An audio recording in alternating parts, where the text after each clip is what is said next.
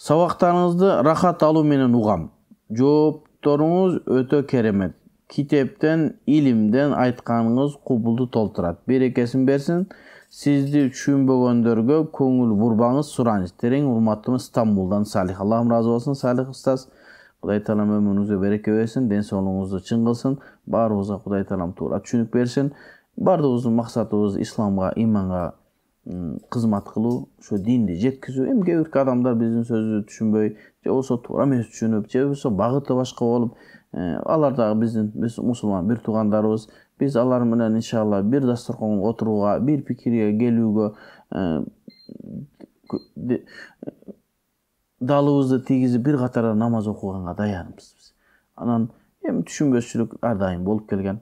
Эми түшүнбөчүлүк бул эмне? Бул дүйнөдөгү убактылуу нерсе. Биз баарыбыз билишибиз керек.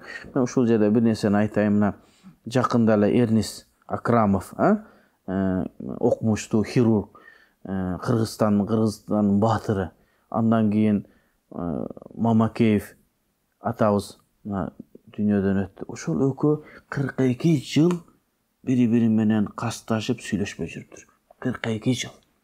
Экөө Кыргызстан эмес, Орто Азия десем, мүмкүн дүйнөдө бир этибарга алынган хирургдар.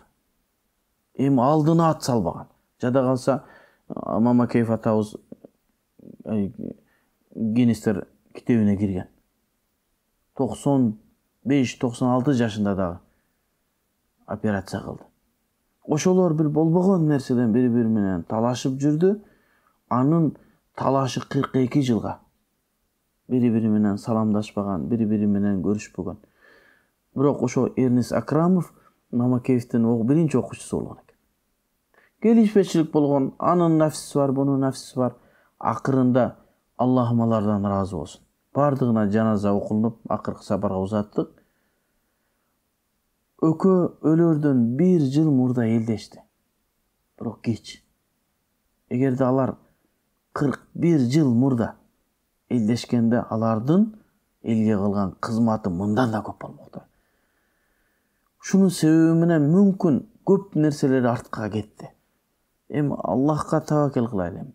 Эгер ошолор ушул араздашкандан кийин шариятыбыздагы 3 күнгө жетип жетпей кайра бири-бирин тапсын деген сөзгө амал кылышкан болгондо, алар кыргыз элинин мындан да көп кызмат кылмакты. Эми ушул экөөнүн немеси менен канча деген биз мүмкүн дагы мындан дагы жогору тепкичке жетмекпиз. Эми илимдүүлөрдүн арасында да ушундай нерселер бар. Бири-бирин көрө албаган, бири-бирин жактырбаган жөн эле нерселер, бир маселелер, бирөө сакалың узун, бирөө сакалың кыска, бирөө чапаның узун, бирөө чапаның кыска. Акырында бардыгыбыз өлөт экенбиз. Эч ким бул дүйнөдө түркүк болуп калбайт экен. Бирок алар ошол эки хирург бизге бир кеч да болсо тарбиялык чакырык жасап кетти да, 1 жыл мурда болсо дагы экөө бири-биринин колун кармап кучакташып, мендеги бар нерсенин баарын кечирдим, сен дагы мендеги нерсенин баарын кечир деп экөө кучакташып, экөө 2 күн аралыгында бул дүйнөдөн өтүп кетишти. 2 күн аралыгында. Бирөө 97-98 жашында, бирөө 89 бу, ушундай.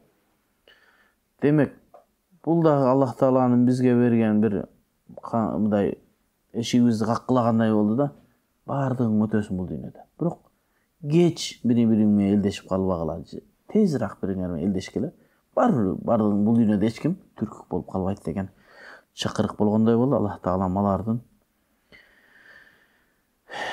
жайын бейиштен берген болсун.